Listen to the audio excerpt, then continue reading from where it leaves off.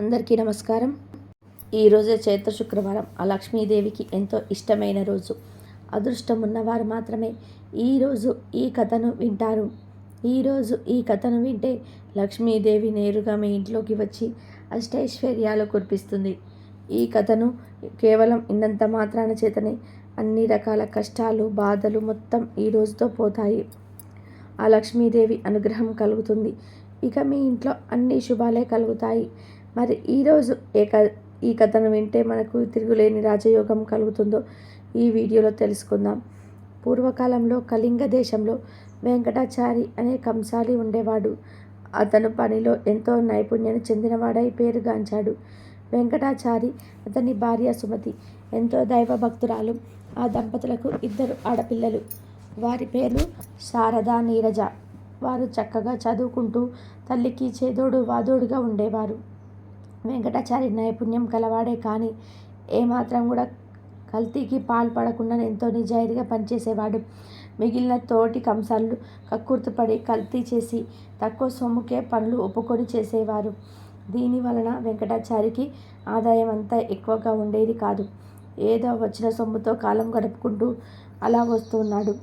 రోజు ఇలా గడుస్తూ ఉండగా పెద్ద కూతురికి వివాహం వయసు వచ్చింది. నెమ్మదిగా సంబంధాలు వెతకడం మొదలుపెట్టాడు. కానీ ఎక్కడ ఏది కుదరలేదు. వెంకటాచారి పక్క ఇంట్లో కృష్ణశర్మ అనే పురోహితుడు కుటుంబం ఉండేది. కృష్ణశర్మ భార్య రుక్మిణి, సుమతి ఎంతో స్నేహితులుగా ఉండేవారు. కృష్ణశర్మ దంపతులకు పద్మప్రియ అనే కుమార్తె ఉండేది. ఆమె వయసు సుమారు 7 సంవత్సరాలు. ప్రతిరోజు వారింట్లో పువ్వులు కోసుకొని సుమతికి తెచ్చి ఇచ్చేది. అంతేకాదు, రోజు 1 గంట అయినా వీరింట్లో గడిపి వెళ్ళేది. వెంకటాచారి పెద్ద కుమార్తె శారద పెళ్లి ఎంతవరకు నిశ్చయం కాకపోవడంతో ఆ దంపతులకు ఎంతో బెంగగా ఉండేది. ఒకనాడు కృష్ణశర్మ భార్య రుక్మిణి సుమతితో 1 వారం రోజుల పాటు రుక్మిణి కళ్యాణం పారాయణం చేయమని చెప్పింది. ఆ విధానంగానే శారద పారాయణం చేయగానే ఆ మరునాడే మంచి వరుడితో వివాహం నిశ్చయమైంది. ఇక వివాహానికి కావలసిన సొమ్ము సేకరించి పెట్టుకోవడం అనే పనిలో పడ్డాడు వెంకటాచారి. ఇన్నేళ్లుగా కంసాలి వృత్తి చేస్తున్నా కూడా కూతుళ్లకు కనీసం బంగారు గాజులు కూడా చేయించలేకపోయానే అని బాధపడ్డాడు. సుమతి రోజు ఉదయాన్నే పూజ చేసేటప్పుడు శ్రీ మహాలక్ష్మిని అనేక సూత్రాలతో స్మృతించేది. వివాహం దగ్గర పడుతుందని, దయచేసి వివాహానికి కావలసిన సొమ్ము సమయానికి వచ్చేలా అనుగ్రహించమని ఆ తల్లిని ప్రార్థించేది. రోజులు ఇలా గడుస్తుండగా ఒకనాడు పద్మప్రియ రోజులాగా పువ్వులు తీసుకొని ఉదయం పూజా సమయానికి రాలేదు. రోజు తప్పకుండా వచ్చే పిల్ల ఈరోజు ఇంకా రాలేదేమిటా అని సుమతి ఆలోచిస్తూ ఉండగా గుమ్మంలో గజ్జెల సప్పుడు అయినది. పద్మప్రియ చెంగున రానే వచ్చినది. రావటానికి ఆలస్యమైందని చెప్తూ పూలు తీసి సుమతి చేతిలో పెట్టింది. ఆ రోజు పద్మప్రియ రోజు కంటే అందంగా ఎంతో తేజస్సుతో కనిపించింది. సుమతి పద్మప్రియను, ఈరోజు నీ పుట్టినరోజా, ఇంత చక్కగా అలంకరించుకున్నావు అడిగింది. దానికి పద్మప్రియ, లేదు అత్తయ్య, రోజులాగానే తయారయ్యాను. స్నానం చేయడం కాస్త ఆలస్యం కావడంతో పూలు తీసుకురావడం ఆలస్యమైనది. అది సరే కానీ ఈ జత బంగారు గాజులు అమ్మ నీకు చూపించమని చెప్పింది. కొత్తగా కొనుక్కుందట, ఇన్ను చూడమని అన్నది.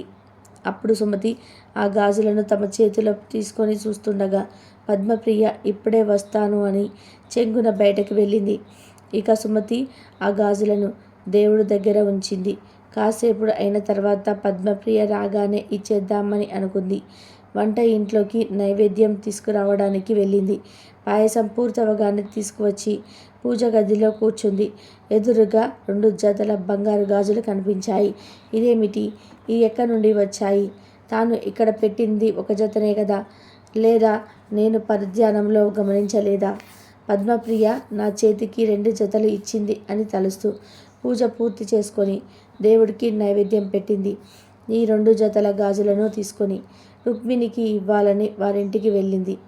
ఆమెను చూసిన రుక్మిణి, ఏమిటి వదిన, చేతిలో ఆ బంగారు గాజులు ఇక్కడివి, పిల్లలిద్దరికీ చేయించావా అని అడిగింది. అది విన్న సుమతి నోటి వెంట మాట రాలేదు. అదేమిటి వదిన, ఇందాక పద్మప్రియ వచ్చి ఇచ్చింది కదా, నీవు కొనుక్కున్నావని నాకు చూపించమని చెప్పింది కదా అని అన్నది. అప్పుడు రుక్మిణి, అదేమిటి వదిన, పద్మప్రియ మీ ఇంటికి రావడమే నిన్నటి నుండి జ్వరం, ఒకటే జ్వరం, మంచం దిగనే లేదు, ఎక్కడికి వెళ్ళలేదు. అసలు ఆమె మీ ఇంటికే రానప్పుడు ఈ గాజులు ఎలా తెస్తుంది? అయినా నేను ఈ మధ్య అసలు గాజులే కొనుక్కోలేదు అన్నది. అది విన్న సుమతికి ఎంతో ఆశ్చర్యం కలిగింది. మరి ఇందాక వచ్చింది ఎవరు? ఆ గాజులు ఇచ్చింది ఎవరు అని ఆలోచిస్తూ ఉండగా ఆ వచ్చింది సాక్షాత్తు శ్రీ మహాలక్ష్మి అని తోచింది. ఈ విషయమే రుక్మిణితో అన్నది. వారిద్దరూ ఎంతో ఆశ్చర్యపోయారు, మరెంతో ఆనందపడ్డారు. జరిగిన విషయమంతా కూడా వారి భర్తలకు చెప్పారు. వెంకటాచారి దంపతుల సంతోషానికి అంతులేదు. వచ్చింది సాక్షాత్తు శ్రీ మహాలక్ష్మి అని గ్రహించారు. తమను అనుగ్రహించిన ఆ జగన్మాతను ఎన్నో విధాలుగా స్తుతించారు. తమ కుమార్తెలకు సాక్షాత్తు ఆ శ్రీ మహాలక్ష్మి బంగారు గాజులను అనుగ్రహించిందని ఎంతో ఆనందపడ్డారు. ఇద్దరు పూజ గదిలో నుండి ఆ జగన్మాతను నమస్కరిస్తూ ఇలా అన్నారు. ఓ లోకజనని, దారిద్ర దుఃఖాన్ని, పాపాంధకారాలని ప్రాలదోలే అమృతవర్తివి నువ్వే తల్లి. నువ్వు బాధలన్నింటినీ నశింపచేసే నీ కరుణా కటాక్షాలు మాపై ప్రసరింపు తల్లి. మీకివే నమస్కారాలు. అమ్మా, మిక్కిలి దయ కలిగిన నీ కడగంటి చూపులతో నీ కరుణామృతాన్ని మాపై కురిపించు తల్లి. నీవు సర్వమంగళప్రదాయనివి. సకల చరాచర జగత్తు యందు నీవే వ్యాపించి ఉన్నావు తల్లి. నీకివే మా ప్రణామములు. నిన్ను నమ్మిన వారికి సర్వ సుఖాలను అనుభవించే లోకపావనివి. నీకివే నమస్కారాలు అని పరిపరి విధాలుగా ప్రార్థించారు. శ్రీ మహాలక్ష్మిని ప్రార్థించిన వారికి సర్వ సౌభాగ్యాలు సమకూరుతాయి. ఎటువంటి అనారోగ్యము దరిచేరదు. శ్రీ మహాలక్ష్మి ఆరాధన వలన అనిమ, మహిమ, గరిమ, లగిమ, ప్రాప్తి, ప్రాకార్యము, ఈశిత్వము, వశిత్వము అనే అష్టసిద్ధులు లభిస్తాయి. మానవునికి ఆధ్యాత్మికంగా కూడా ఉన్నత శిఖరాలను ఎదగడానికి శ్రీ మహాలక్ష్మి అర్చన ఎంతో ఉపయోగపడుతుంది. గత జన్మలో చేసిన పాపమే దారిద్ర్యంగా పిలువబడుతుంది. ఈ జన్మలో పుణ్యకార్యాలు చేయటం వలన ఇది నశించి ఐశ్వర్యం లభిస్తుంది. ఓ జగన్మాత, నీకివే మా నమస్కారములు. ఓ మహాలక్ష్మి, నీకివే మా ప్రణామములు. ఓ జగజ్జనని, నీకివే మా నమస్కారాలు. ఒకసారి నారాయణుడు లక్ష్మీదేవితో ఇవే అన్నాడు. ప్రజల్లో ఎంత భక్తి పెరిగింది. అందరూ నారాయణ అంటూ జపిస్తున్నారు అన్నాడు. ఆ మాటలు విని లక్ష్మీదేవికి ఇలా అంటుంది. అది మీకోసం కాదు, నా కరుణా కటాక్షం కోసమే మీద భక్తి పెరిగింది అంటుంది. దానికి నారాయణుడు, అయితే జనులంతా లక్ష్మీ లక్ష్మి అని ఎందుకు జపించటం లేదు అని అంటాడు. దానికి లక్ష్మీదేవి నారాయణుడితో ఇలా అంటుంది. అలా అయితే ఓ పరీక్ష పెడదాం భక్తులకు అంది. దానికి సరేనని అంటాడు నారాయణుడు. ఇక నారాయణుడు బ్రాహ్మణ రూపం ధరించి ఒక గ్రామంలోని గ్రామాధికారి ఇంటి తలుపు తడతాడు. గ్రామాధికారి తలుపు తెరిచి ఇలా అంటాడు. మీరు ఎవరు? ఎక్కడి నుండి వచ్చారు అని అతన్ని అడుగుతాడు. దానికి బ్రాహ్మణుడు రూపంలో ఉన్న నారాయణుడు ఇలా అంటాడు. నా పేరు లక్ష్మీపతి. మీ నగరంలో హరికథ చెప్పడానికి అనుకుంటున్నాను అంటాడు. ఇక గ్రామాధికారి, అలాగా, మహాభాగ్యం, మీరు మా ఇంట్లో ఉండండి అన్నాడు. ఇక మొదటి రోజు 10 మంది వస్తారు. రెండవ రోజు, మూడవ రోజులలో మరింత పెరిగి కూర్చోవడానికి స్థలం లేక నిలబడి భక్తితో వింటూ ఉంటారు. ప్రజల భక్తి చూసి శ్రీహరి సంతోషపడతాడు. లక్ష్మీదేవి వృద్ధురాలుగా మారి ఆమె గ్రామానికి వచ్చి ఇంటికి తాళం వేసి హరికథను వింటున్న స్త్రీతో ఇలా అంటుంది. చూడమ్మా, దాహంగా ఉంది, కొంచెం నీళ్ళివ్వవా బిడ్డ అంటుంది. దానికి ఆమె ఇలా అంటుంది. అమ్మ, నేను హరికథ వినేందుకు వెళ్తున్నాను అంటుంది. దానికి వృద్ధురాలు రూపంలో ఉన్న లక్ష్మీదేవి ఇలా అంటుంది. నాకు కొన్ని నీళ్ళివ్వు, నీకు అమితమైన పుణ్యం లభిస్తుంది అని లక్ష్మీదేవిని అడగగానే కాదనలేని స్త్రీ తాళం తీసి ఇత్తడి చెంబులో నీళ్ళు ఇస్తుంది. ఇక లక్ష్మీదేవి నీళ్లు త్రాగి ఆ చెంబును తిరిగి ఆ స్త్రీ చేతికి ఇవ్వగానే ఆ చెంబు తిరిగి బంగారు చెంబుగా మారుతుంది. అది చూసి ఆ స్త్రీ ఆశ్చర్యపోయి 2 చేతులను జోడించి, ఎంత మహిమగల తల్లివి నీవు, నీకు ఆకలి వేస్తుందేమో, ఉండు, అన్నం పెడతాను అంటుంది. దానికి లక్ష్మీదేవి ఇలా అంటుంది. లేదు బిడ్డ, నాకు ఆకలిగా లేదు. అక్కడి నుండి వెళ్ళిపోతుంది. ఇక ఆ స్త్రీ హరికథకు వచ్చి ఆ సంగతిని ఆమె చుట్టుపక్కల వారికి తెలియజేస్తుంది. దాంతో స్త్రీలందరూ మధ్యలో లేచిపోతారు. మరుసటి రోజు నుండి హరికథకు వచ్చిన వారి సంఖ్య గణనీయంగా తగ్గిపోవడంతో ఇక లక్ష్మీపతి భక్తుల సంఖ్య ఎందుకు తగ్గుతుంది అన్నాడు. ఎందరో ఒక మహిళ గ్రామానికి వచ్చింది. ఆమె ఎవరింటికైనా వెళ్ళి ఏ వస్తువులో ఏమి తాగినా తిన్న ఆ వస్తువు బంగారంగా మారుతుంది అంటారు. ఇక లక్ష్మీదేవి వచ్చిందని నారాయణుడికి అర్థమవుతుంది. గ్రామాధికారి కూడా ఆ వృద్ధురాలి ఎక్కడికి పోయింది. అమ్మా, నేను హరికథ నిర్వహిస్తున్నాను, మీరు నా ఇంటిని ఎందుకు విడిచిపెట్టారు అని అనగానే లక్ష్మీదేవి ఇలా అంటుంది. మీ ఇంటికే నేను మొదట వచ్చాను. మీ ఇంట్లో హరికథ చెప్పేవారు ఉండడంతో నేను రాలేకపోయాను. అతను వెళ్ళిపోతే నేను వస్తాను అంటుంది. ఇక గ్రామాధికారి, నేను ఇప్పుడే వారి తక్కువ శాలలో గది ఇస్తాను అన్నాడు. దానికి ఆ హరికథ తర్వాత తన ఇంటికి వచ్చిన వెంటనే గ్రామాధికారిని, మహారాజా, ఇక మీరు ధర్మశాలలో ఉండండి, ఇక అన్ని ఏర్పాట్లు పూర్తయ్యాయి అంటాడు. ఎంతలో లక్ష్మీదేవి వచ్చి గ్రామాధికారిని ఇలా అంటుంది. మీరు బయటకు వెళ్ళండి, నేను వారితో మాట్లాడుతాను అంటుంది. ఇక లక్ష్మీదేవి నారాయణుడితో ఇలా అంటుంది. చూడు ప్రభు, ఇప్పుడు ఒప్పుకున్నారా? భక్తులు మీకోసం కాచు నా కోసం మీ నామం జపిస్తున్నారు అంటుంది. ఇక వెంటనే నారాయణుడు, అవును, ఇదంతా నీ ప్రభావం. కానీ నీ ప్రభావం నా కోసం వైకుంఠి విడిచిపెట్టొచ్చావు. ఎక్కడ నా కథలు చెప్తారో అక్కడే నీకు ఉంటావని నారాయణుడు వైకుంఠానికి బయలుదేరాడు. ఆ తర్వాత ప్రతి ఒక్కరు కూడా తమ ఇళ్లలోకి తల్లి రావాలని కోరుకుంటారు. లక్ష్మీదేవి అందరితో ఎలా చెప్తుంది, నేను కూడా వెళ్తున్నాను. నారాయణుడు ఎక్కడుంటే అక్కడనే నా నివాసం. మీరు నారాయణుడిని పంపించారు, అందుకే నేను కూడా ఆయన దగ్గరికి వెళ్ళిపోతున్నాను అని వైకుంఠం చేరుకుంటుంది. అందుకే నారాయణుడి కథలు ఎక్కడైతే చెప్తుంటారో అక్కడకు తప్పక లక్ష్మీదేవి ఏదో ఒక రూపంలో వస్తుందని అంటారు. నారాయణుడు ఎక్కడ ఉంటే లక్ష్మీదేవి కూడా అక్కడే ఉంటుంది. ఈ పవిత్ర కథను ఈరోజు ఎవరైతే విన్నారో మీ అంత అదృష్టవంతులు ఇక ఉండరు. ఇక మీకు ఆ లక్ష్మీనారాయణుల ఆశీస్సులు అంది సకల శుభాలు కలుగుతాయి. పూర్వం ఒక గ్రామంలో ఒక ఇంటికి చాలా దూరం ప్రయాణం చేసి అలసిపోయిన ముగ్గురు పెద్దవాళ్ళు వచ్చారు. ఆ ఇంటి ఇల్లాలు వారితో ఇలా అంటుంది. లోపలికి రండి, నా భర్త వచ్చిన వెంటనే భోజనం పెడతాను అంటుంది. దానికి ఆ ముగ్గురు పెద్దవాళ్ళు ఇలా అన్నారు. మగవారు లేని ఇంట్లో మేము భోజనం చేయనం. మీ భర్త తిరిగి వచ్చేంత వరకు కూడా ఇంట్లోకి వస్తామని వారు బయట అరుగు మీద కూర్చొని అన్నారు. భర్త సాయంత్రం ఇంటికి వచ్చాడు. ఇంకా ఇల్లాలు ఆ ముగ్గురు దగ్గరికి వెళ్ళి, నా భర్త వచ్చాడు, మీరు లోపలికి రావడానికి అభ్యంతరం లేదు కదా అని అడుగుతుంది. దానికి వారు ఇలా అన్నారు. మా ముగ్గురిలో ఒక్కరు మాత్రమే ఇంట్లోకి వస్తారు అని నియమం పెట్టగా ఆ ఇల్లాలు ఆశ్చర్యపోయింది. వారిలో పెద్ద ఆయన ఇలా అన్నాడు. నా పేరు ప్రేమ, ఇతని పేరు గెలుపు, ఈయన పేరు ఐశ్వర్యం, కాబట్టి మాలో ఒకరిని మాత్రమే ఆహ్వానించు అన్నాడు. ఇక వారు అలాగే అనగా ఆ ఇల్లాలు వచ్చింది దేవతలని గ్రహించింది. ఇక సంతోషంతో ఆ విషయాన్ని భర్తకు వచ్చి చెప్పింది.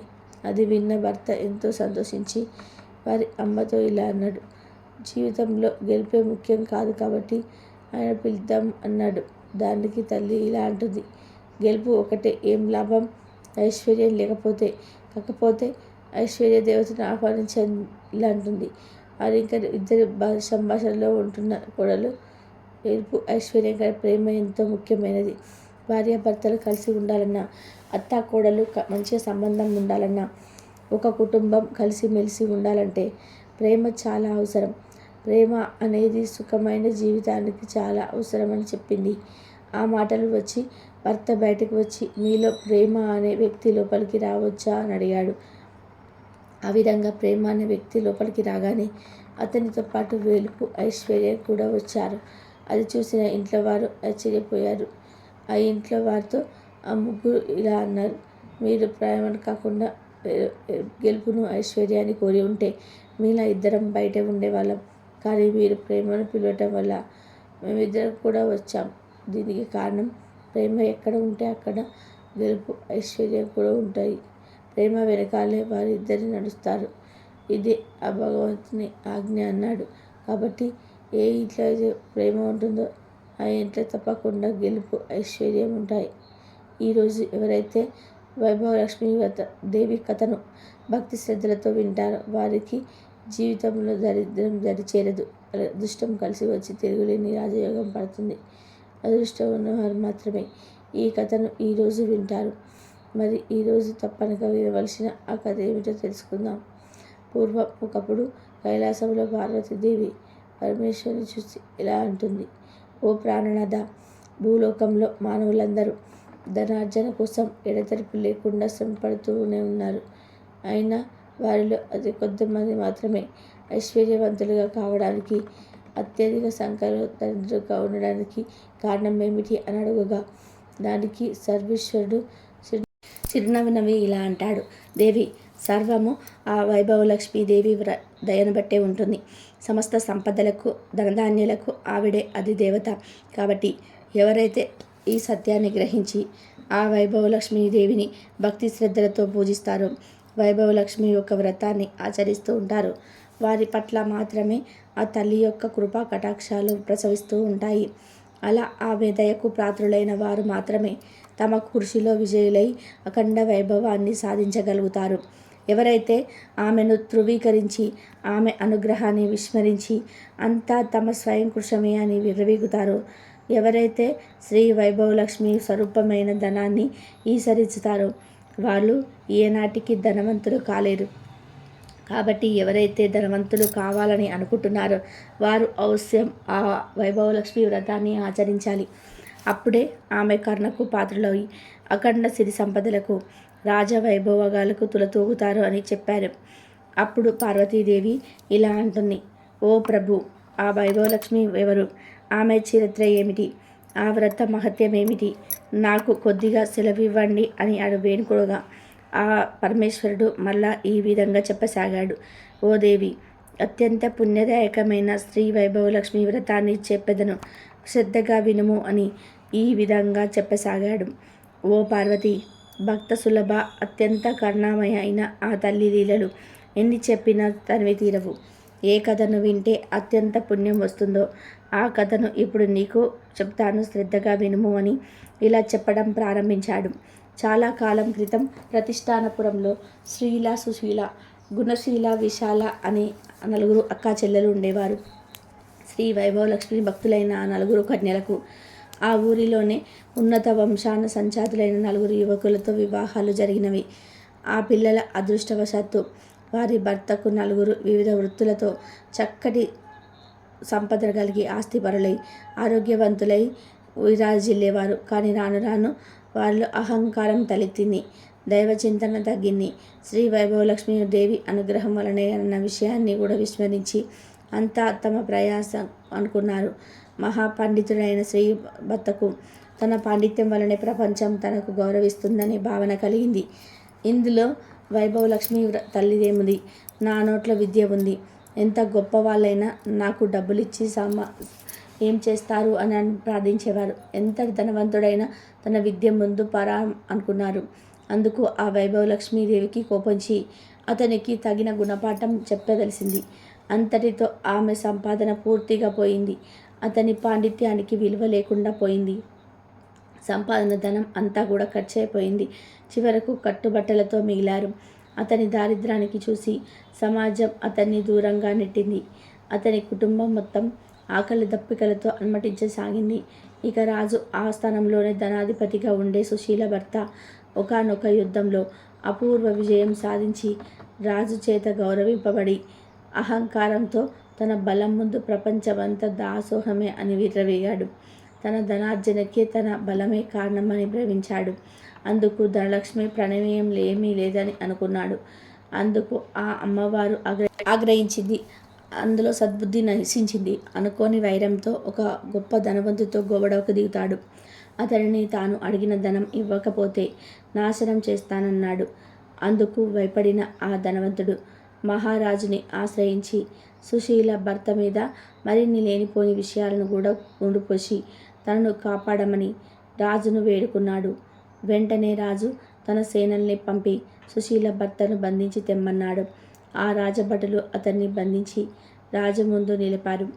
న్యాయస్థానంలో రాజులు అతన్ని విచారించి అతని ఆస్తిపాస్తులన్నింటినీ స్వాధీనం చేసుకొని అతన్ని చెరసాలలోనే బంధించాడు. ఈ విధంగా సుశీలంగా కాపురం కష్టాల పాలైంది. ఇక వ్యాపారస్తుడైన గుణశీల భర్త దైవానుగ్రహం కన్నా తన తెలివితేటలే వ్యాపారంలో ముఖ్యమని, తన పెట్టుబడితో మాటకారితనంతో మాటమే సంపాదించగలిగాను, అంతేకాని సంపాదిందంతా కూడా ఆ దైవానుగ్రహం వలనే అనుకోవడం మూర్ఖత్వాన్ని భావించాడు. అతను దైవారాధనలో అన్నీయూ మానివేశాడు. అతని తలపొగరు వల్ల సాటి వ్యాపారులు అతనికి సహకరించడం మానివేశారు. అతని వ్యాపార లావాదేవీలు అన్నీ కూడా అతని రాబడి తగ్గి అతని కుటుంబం దారిద్ర్యంలో మునిగిపోతుంది. ఇక చివరిదైన విశాలి భర్త మంచివాడే కానీ అధిక సంపాదన వల్ల చెడు స్నేహాలు పెరిగాయి. కష్టపడి సంపాదించిన దారిలో సుఖపడాలే కానీ పూజలు వ్రతాలు అంటూ వృధా ఖర్చులు చేయడం దేనికి అన్నాడు. అందువల్ల చెడు మిత్రుల వల్ల, వ్యసనాల వల్ల, మద్యపానం, వ్యభిచారం, దూదం మొదలైన చెడు వ్యసనాలకు బానిసయ్యారు. ఆ కారణం చేత అతని సంపాదన అంతా కూడా ఆరతి కర్పూరం వల్లే కరిగిపోయింది. చివరికి అతన్ని అప్తుడైపోయాడు. రుణపాదుల పీడ, పేదరికపు బాధ, వదులుకోలేని వ్యసనాలతో ఆయన దుర్మార్గుడిగా మారిపోతాడు. తరచూ విషాలను హింసిస్తూ ఉండేవాడు.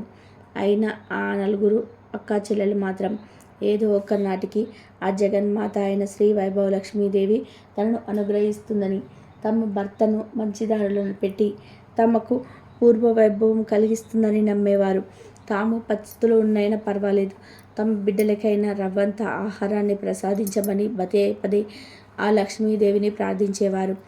అందుకు ఆమెవారు వారిపై దయ కలుగుతుంది. ఒకనాడు ఆ 4 సోదరీమణులు కలిసి తనను ప్రార్థిస్తున్న సందర్భంలో ఆ వైభవలక్ష్మీదేవి ఒక వృద్ధ స్త్రీ రూపంలో వచ్చి వారిని పలకరించి ఇలా చెప్పసాగింది. చూడండమ్మా, నీ భక్తి ప్రవర్తనను చూస్తూ ఉంటే నాకు చాలా ఆనందంగా ఉంది. ఏ వైభవలక్ష్మి వ్రతం అనుగ్రహానికి మీరింత విపరీతంగా ఆవేదన పడుతున్నారు. ఆ వైభవలక్ష్మి ప్రసాదం అతి త్వరితంగా సిద్ధించే మార్గం చెప్తాను. తక్షణమే మీ అక్కా చెల్లెలు 4 మీ మీ ఇళ్లలో వైభవలక్ష్మి వ్రతం చేయండి అని చెప్పగానే అంబ చెప్పిందంతా విని అక్కా చెల్లెలు అత్యంత సంతోషంతో, ఓ అవ్వ, ఇంతకు ఈ వ్రతాన్ని ఎలా చేయాలి? ప్రస్తుతం మేము దారిద్ర్యంలో ఉన్నాము కదా, ఆ వ్రతానికి ఎంత ఖర్చు అవుతుందని ప్రశ్నించారు. అందుకు ఆ వ్రతమాత చిరుమందహాసం చేస్తూ ఇలా చెప్పింది. ఓ అమ్మాయిలు, ఇదేమీ ఖర్చుతో కూడుకున్న పని కాదు.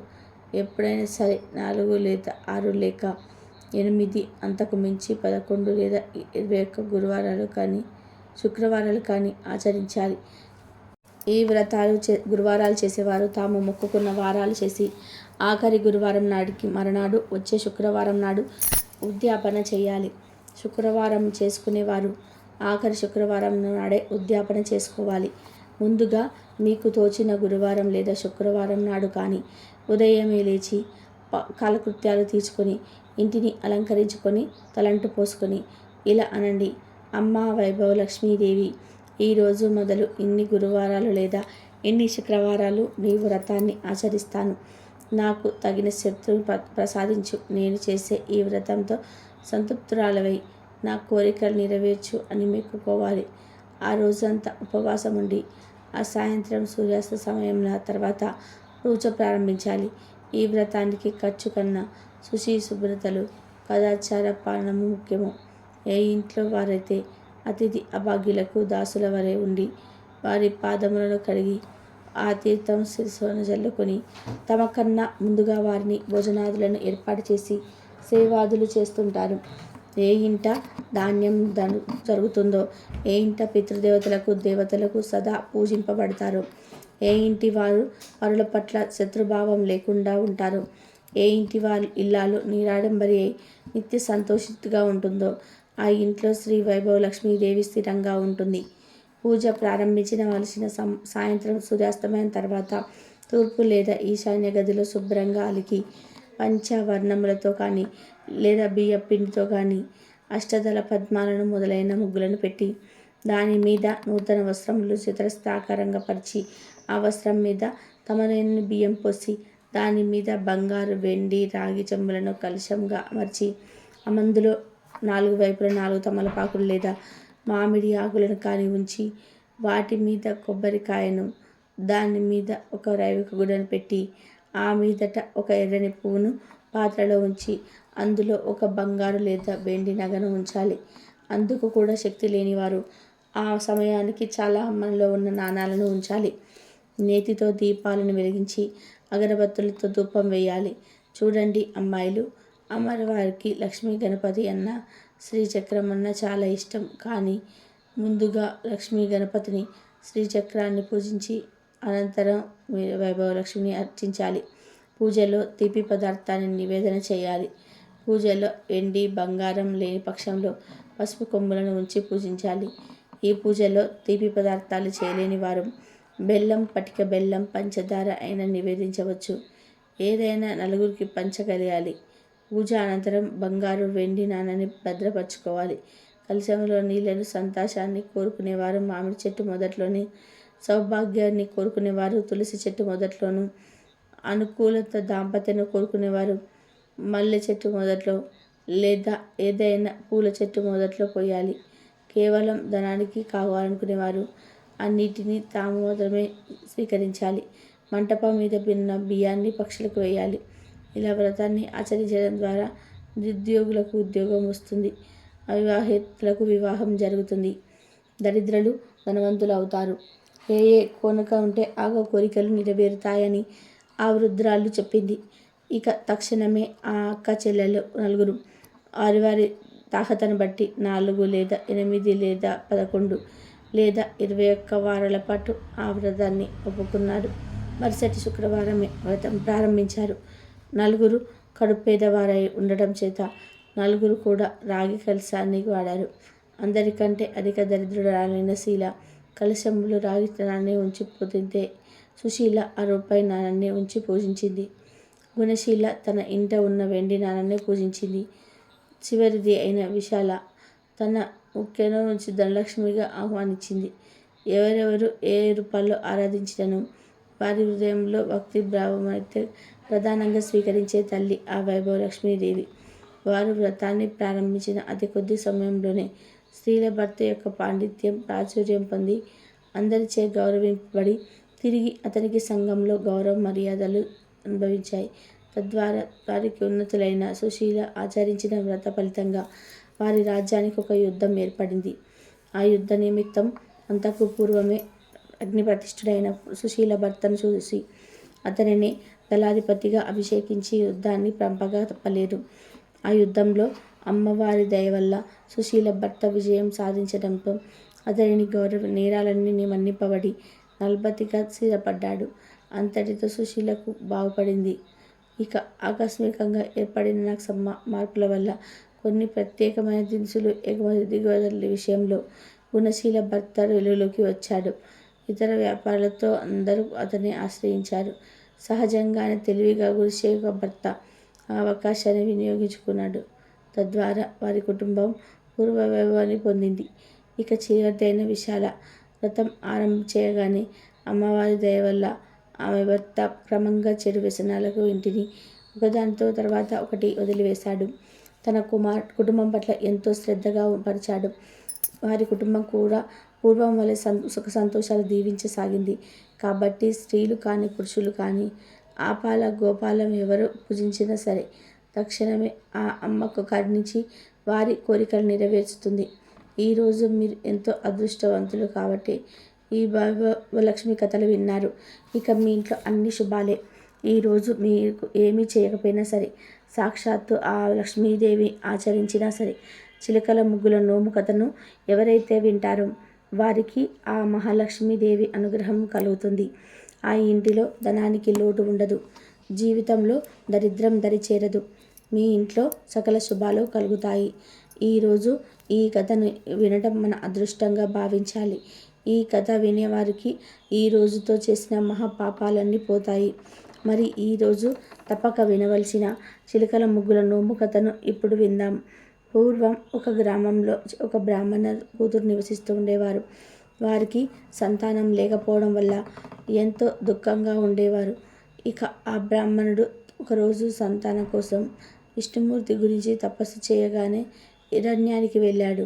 అక్కడ విష్ణుమూర్తి గురించి ఘోర తపస్సు చేశాడు. ఆ ఘోర తపస్సు మెచ్చి శ్రీ విష్ణువు ఆ బ్రాహ్మణుడికి ప్రత్యక్షమై ఇలా అన్నాడు, ఓ బ్రాహ్మణ శ్రేష్ఠుడా, ఏమి నీ కోరిక అన్నాడు. దానికి ఆ బ్రాహ్మణుడు ఎంతో సంతోషించి అనేక విధాలుగా స్వామిని స్తుతించి ఇలా అన్నాడు, స్వామి, అసాధ్యమైన నీ దర్శనం కలిగింది. నేను ఒక పేద బ్రాహ్మణుని, నాకు సంతానం లేదు. నాకు సంతానం కలిగేలాగా దీవించమని వేడుకుంటున్నాను. దానికి శ్రీ మహావిష్ణువు ఆలోచించి ఇలా అన్నాడు, బ్రాహ్మణ శ్రేష్ఠ, నీకు భర్త చనిపోయిన ఆడపిల్ల సంతోషంగా కావాలా, లేదా ఆయుష్ లేని ఒక బిడ్డ కావాలా అని అడిగాడు. దానికి ఆ బ్రాహ్మణుడు ఆలోచించి సరిపోయే కొడుకు ఎందుకు అనుకుని ఆడపిల్ల కావాలి అనుకున్నాడు. ఇక ఆ బ్రాహ్మణుడి కోరిక తదాస్తు అని శ్రీ మహావిష్ణువు అంతర్ధానమయ్యాడు. ఇక ఆ బ్రాహ్మణుడు అడవి మార్గంలో ఇంటికి వెళ్ళాడు. కొన్నాళ్లకు భార్య గర్భం దాల్చి ఆడపిల్లను కంటుంది. తల్లిదండ్రులు ఆమెకు విష్ణుమూర్తి అన్నములో పుట్టింది కాబట్టి నారాయణమ్మ అని పేరు పెట్టారు. ఆమెకు యుక్త వయసు రాగానే వివాహం చేయాలని ఆ బ్రాహ్మణ దంపతులు ఎంతగానో కలిశారు. ఎన్నో సంబంధాలు చూశారు. కానీ నారాయణమ్మని చేసుకోవడానికి ఎవరూ రాలేదు. ఇక చెప్తూ ఉంటే చివరికి తల్లిదండ్రులు విచారంతో అడవిలోకి వెళ్ళి కనీసం ఒక రాతితోనైనా పెళ్లి చేయాలని అనుకుని అరణ్యానికి ఆ ఆడపిల్లను తీసుకొని వెళ్ళారు. అడవిలో శ్రీకృష్ణుని విగ్రహాన్ని చూసి దానికి పెళ్లి చేశారు. అలా వివాహం జరిగిందో లేదో ఆ విగ్రహం బద్దలై పిండి అయిపోయింది. దానికి ఆ అమ్మాయి ఎంతో విచారించి ఓరున ఏడ్చింది. ఇక తల్లిదండ్రులు ఎంతో దుఃఖించి ఇంటికి తిరిగి వెళ్ళిపోయారు. ఇక కొన్నాళ్లకు ఆ అమ్మాయి తన బాధను విష్ణుమూర్తికి చెప్పుకోవడానికి విష్ణుమూర్తి గురించి తపస్సు చేసింది. కొన్నాళ్లకు నారాయణ తల్లిదండ్రులు కూతురి గురించి ఆలోచిస్తూ బాధతో చనిపోయారు. ఇక నారాయణమ్మ ఇంట్లో తపస్సు చేస్తూ ఎవరు వచ్చినా సరే నా దరికి రాకండి నారాయణ, నన్నేమి అడగకండి నారాయణ అంటూ ఉండేది. అలా అడుక్కునే వాళ్ళు అలా వాకిలి దగ్గరికి వచ్చి అది విని వెనక్కి వెళ్ళిపోయేవారు. అందుచేత ఊర్లో అందరూ ఆమెను నారాయణమ్మ అని పేరు పెట్టారు. అలా తపస్సు చేస్తూ ముసలితనం వచ్చింది. ఇలా ఉండగా ఒకరోజు నారాయణుడు కాకి రూపంలో వచ్చి కావు కావుమని అరుస్తూ ఉండగా నారాయణమ్మ ఆ సమయంలో ఇల్లు అలుకుతూ అలుకుగుడ్డతో కాకిని కొట్టింది. కాకి రూపంలో ఉన్న విష్ణుమూర్తి ఆ అలుకుగుడ్డ తీసుకొని వెళ్ళగా దాంట్లో ఒక కంది గింజ ఉండి దారిలో ఆ గింజ నేలపై పడి మొలిచింది. ఇలా కొంతకాలానికి నారాయణమ్మ చనిపోయింది. ఇక ఆమె చేసిన తపస్సుకు ఆమె భక్తికి మెచ్చి విష్ణుదూతలు వచ్చి ఆమెను విష్ణులోకానికి తీసుకొని పోయారు. అక్కడ విష్ణుమూర్తి ఆమెతో ఇలా అన్నాడు, నీవు నాకిచ్చిన అలుకుగుడ్డ ఇదిగో తీసుకో, ఈ రోజు నుండి దీంతోనే ఉండు అని చెప్పాడు. అంతేకాదు, నీవు నాకిచ్చిన అలుకుగుడ్డలో ఒక కంది గింజ ఉంది. ఆ గింజ భూమి మీద పడి ఒక చెట్టుగా మొలిసింది. కాబట్టి ఆ చెట్టు ఎదుగు. ఆ చెట్టు ఈ అలుకుగుడ్డ మాత్రమే నీవు సంపాదించావు అన్నాడు. దానికి నారాయణమ్మ విష్ణుమూర్తితో ఇలా అంటుంది, స్వామి, నేను నీ భక్తురాలను, నన్ను ఎందుకు ఇలా చేశావు అని అడుగుతుంది. దానికి విష్ణుమూర్తి ఇలా అన్నాడు, నీవు భక్తితో నన్ను పూజించావు, కానీ అన్నదానం చేయలేదు, ఒకరికి కూడా భిక్ష పెట్టలేదు, దాన ధర్మాలు అసలే లేవు. అందువల్ల ఆ కంది చెట్టుపై పురుగై అలాగా తిరుగుతూ ఉండు అన్నాడు. ఇక నారాయణమ్మ పురుగై అలా కంది చెట్టుపై తిరుగుతూ ఉంటుంది. ఇలా కొంతకాలం గడిచింది. ఇక విష్ణుమూర్తి ఆ చెట్టుపై తిరుగుతున్న పురుగు రూపంలో ఉన్న నారాయణమ్మతో ఇలా అంటాడు, చూడు నారాయణమ్మ, నా భార్య లక్ష్మీదేవి చిలుకల ముగ్గులోము పడుతుంది. అప్పుడు ఆమె నిన్ను పిలవడానికి వస్తుంది. అలా వచ్చినప్పుడు ఒక బిందువు నాకు దార పోస్తే వస్తాను అని చెప్పి అంటాడు. దానికి సరేనని నారాయణమ్మ అంటుంది. ఇక కొంతకాలానికి లక్ష్మీదేవి చిలుకల ముగ్గు నోము పట్టి నారాయణమ్మను పిలవడానికి వచ్చింది. ఆ సమయంలో నారాయణమ్మ విష్ణువు మహిమతో బంగారు విగ్రహమై ఇంట్లో ఉంది. శ్రీ మహాలక్ష్మి వచ్చి పిలవగా నారాయణమ్మ ఇలా అంటుంది, నాకు ఒక బిందువు నోము ఫలాన్ని దారపోస్తే వస్తానంటుంది. దానికి సరేనని నారాయణమ్మని తీసుకొని పోయింది. ఇక లక్ష్మీదేవి నోము పట్టి నారాయణమ్మను నీకేమి కావాలనో అడిగింది. దానికి నారాయణమ్మ ఇలా అంటుంది, అమ్మ, నీ పాదభక్తి తప్ప నాకేమీ అర్థం అక్కర్లేదు అంటుంది. నీకు లక్ష్మీదేవి సంతోషించి నీకు ఐదవతనం ఎప్పుడూ ఉంటుందని వరం ఇచ్చింది. ఇక నారాయణమ్మ ఎంతో సంతోషించింది. ఈ చిలుకల ముగ్గు నోము కదా, 5 సంవత్సరాలు పట్టి 5 కేజీల బియ్యం అప్పాలు చేసి ముత్తైదువులకు దక్షిణ తాంబూలాలతో ఇవ్వాలి. ఈ వ్రత కథను ఎవరైతే విన్నారో వారికి వ్రతఫలం లభిస్తుంది. పూర్వం కూడినము అనే పట్టణం సింధు దేశంలో ఉంది. ఆ పట్టణంలో కౌండిన్య నామంతో ఒక బ్రాహ్మణుడు ఉండేవాడు. అతని భార్య పేరు గుణశీల. ఆమె వివాహం జరిగిన దగ్గర నుండి ఎప్పుడు చూసినా ఏడుస్తూనే ఉంటుంది. ఆ బ్రాహ్మణ దంపతులకు కొడుకులు, కూతుర్లు, కోడళ్ళు ఉన్నారు. ఆ గుణశీలకు అన్ని భాగ్యాలు, భోగభాగ్యాలు ఉన్నాయి. కానీ నిరంతరం ఆమె ఏడుస్తూ ఉందో ఎవరికి అర్థం కాదు. బయట ఏమి ఏడుపుడు విని ఏంటి ఇలా ఏడుస్తుంది, ఆ అరుపు వింటుంటే దరిద్రానికి సంకేతంగా ఉంటుంది అని తిట్టుకునేవారు. ఈమె ఏడవడానికి ఏదో ఒక వంక చూసుకునేది. పిల్లి చచ్చినా, ఇంట్లో బల్లి చచ్చినా, వీధిలో కుక్క చచ్చినా సరే దాన్ని ఒడిలో పెట్టుకొని ఏడుస్తూ ఉండేది. కానీ ఇది మాత్రం ఆమెకు అనుకూలంగా లేదు. అలా ఒకరోజు ఇంటిలో పిల్లి చనిపోతే దాన్ని ఒడిలో పెట్టుకొని ఏడుస్తూ కూర్చుంది. ఆమె ఎప్పుడైతే దానిని ఒడిలో పెట్టుకొని ఏడ్చిందో వెంటనే ఆ పిల్లి కూడా చచ్చింది, కాస్త బతికి లేచి వెళ్ళిపోయింది. ఏంది ఈ వింత అని వేడుపు మానింది. మరలా తెల్లవారి ఇంట్లో ఒక బల్లి చనిపోయింది. దాన్ని కూడా ఒడిలో పెట్టుకొని ఏడవడం సాగించింది. అక్కడ కూడా ఆశ్చర్యం జరిగింది. ఆమె ఒడిలో పెట్టుకొని ఏడవటం మొదలు పెట్టగానే ఆ బల్లికి తిరిగి ప్రాణం వచ్చి అలా వెళ్ళిపోయింది. ఆమె జరిగినది చూసి ఏడవడానికి కారణం లేకుండా పోయిందే అని ఇంకా ఏడవడం మొదలుపెట్టింది. ఇలా ఉండగా ఒకరోజు వీధిలో కుక్క చనిపోయింది. దాన్ని దగ్గరకు పోయి ఒడిలో పెట్టుకొని ఏడ్చింది. ఒక్క దెబ్బకు ఆ కుక్క బతికి పరిగెపెట్టింది.